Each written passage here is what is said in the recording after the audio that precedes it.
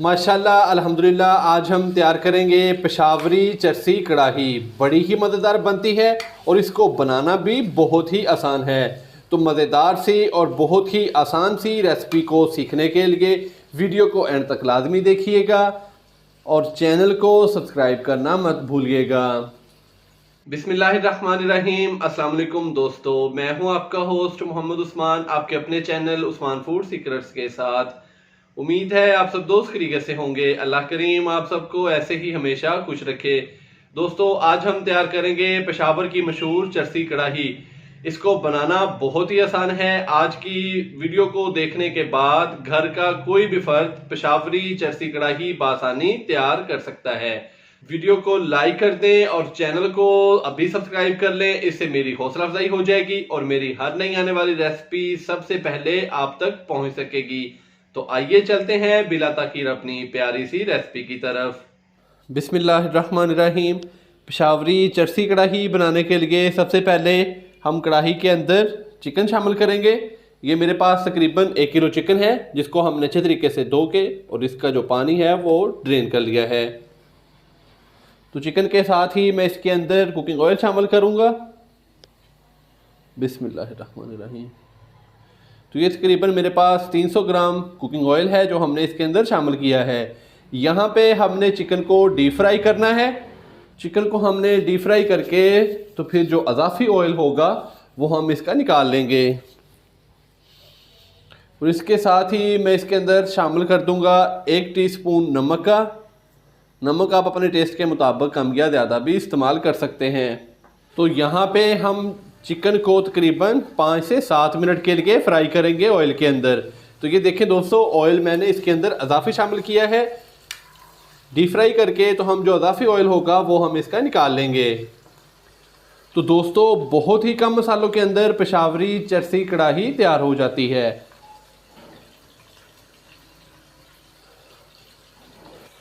तो पेशावरी चरसी कढ़ाही बनाना इतना आसान है कि घर का कोई भी फर्द इसको बआसानी तैयार कर सकता है।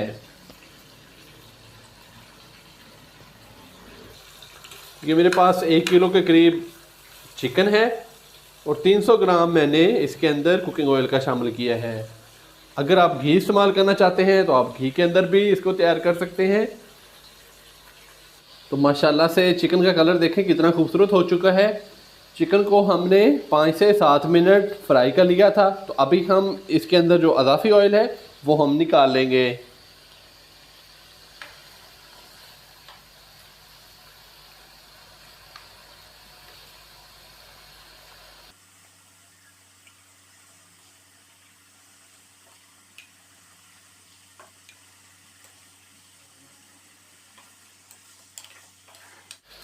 तो यहाँ पे मैंने तकरीबन 150 ग्राम के करीब इसके अंदर से अज़ाफ़ी कुकिंग ऑयल जो है वो निकाल लिया है। तो अभी हम इसके अंदर शामिल करेंगे, ये मेरे पास तकरीबन हाफ़ कप के करीब अदरक और लहसुन का पेस्ट है।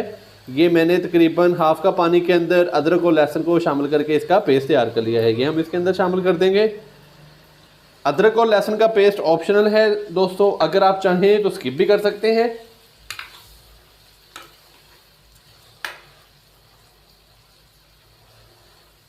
कुछ रेस्टोरेंट में अदरक और लहसुन का पेस्ट शामिल किया जाता है, कुछ रेस्टोरेंट वाले जो हैं अदरक और लहसुन का पेस्ट शामिल नहीं करते।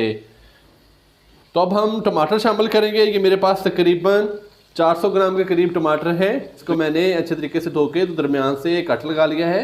इसके 2-2 पीस हमने कर लिए हैं। तो ये हम इस तरीके से चिकन के ऊपर रख देंगे।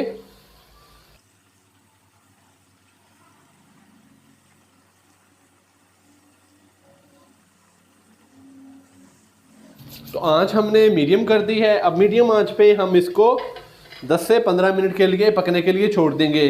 तब तक पकाएंगे कि जब तक टमाटर हमारे अच्छे तरीके से नरम ना हो जाए और फिर हमने इसका जो छिलका है वो रिमूव कर लेना है। तो ऊपर से हम इसको कवर कर देते हैं और मिलते हैं दोस्तों 10 से 15 मिनट के बाद। टमाटर शामिल करने के बाद हमने इसको कवर कर दिया था। अब तकरीबन चिकन को पकते हुए 10 से 15 मिनट हो चुके हैं। तो अभी हम इसका जो ढक्कन है वो हटा देंगे और टमाटरों के छिलके हम चम्मच की मदद से रिमूव कर लेंगे।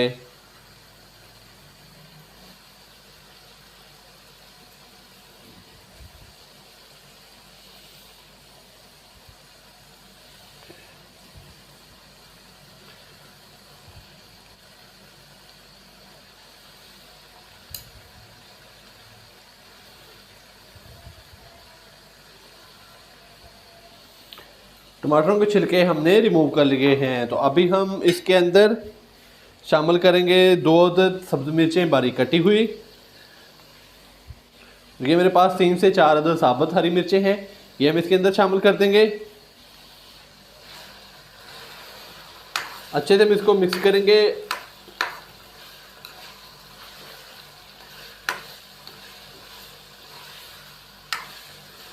तो यहाँ पे हम इसको अच्छे से मिक्स करेंगे और जो हमने टमाटर शामिल किए थे छिलके हमने उसके रिमूव कर लिए हैं और चम्मच की मदद से हम टमाटरों को इस तरीके से इसके अंदर ही मैश कर देंगे।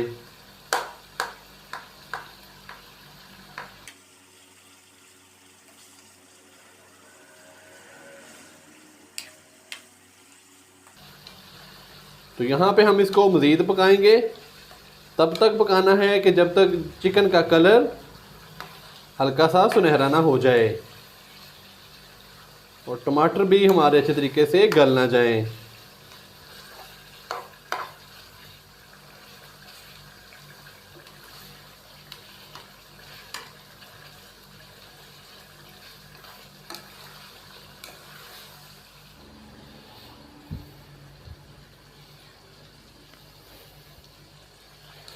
तो माशाल्लाह से टमाटरों के छिलके रिमूव करके हमने टमाटरों को अच्छे तरीके से चम्मच की मदद से ही इसके अंदर अच्छे तरीके से मैश कर दिया था। तो जो हमने अदरक और लहसुन का पानी शामिल किया था वो भी अच्छे तरीके से खुश्क हो चुका है और हमने जो टमाटर शामिल किए थे उसका भी पानी अच्छे तरीके से खुश्क हो चुका है। तो अभी हम इसको मज़ीद 3 से 4 मिनट इसकी बुनाई करेंगे और हमारी मज़ेदार सी पेशावरी चरसी कढ़ाई तैयार हो जाएगी। तो दोस्तों हमने बहुत ही कम मसाले इसके अंदर इस्तेमाल किए हैं।